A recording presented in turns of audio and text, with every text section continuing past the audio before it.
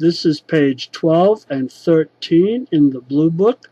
The song is Shortening Bread. It's an old Southern song. I think it came out of the Civil War era. If we look at the box at the top, this is syncopation in 4/4 time. The tying of the last part of the first count into the first part of the second count is another example of syncopation. We're going to see that in almost every measure.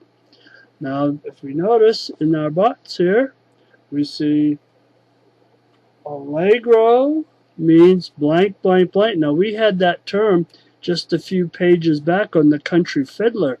So if you looked it up then, but you don't remember, then you could look it up either on the country fiddler page, or you could go to page 48 and look it up in the back of the book. Now I want to point out what the syncopation looks like. If we look right here, right close, I'm looking in the very first measure.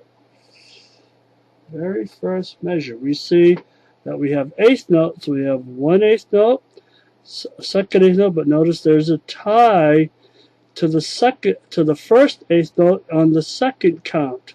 So we would play the first count, play the second count.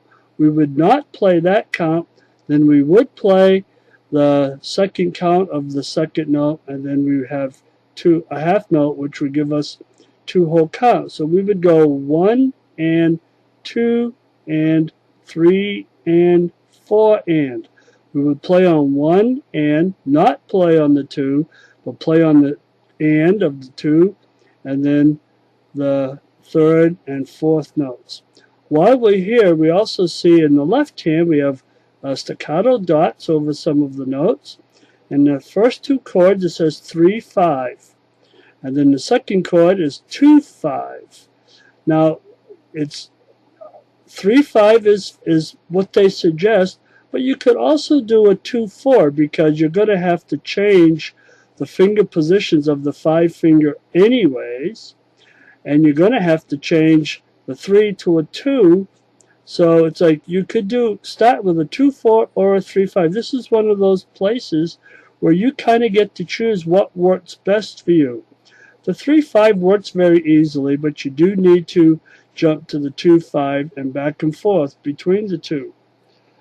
I don't think there's anything else in the music that needs to be examined.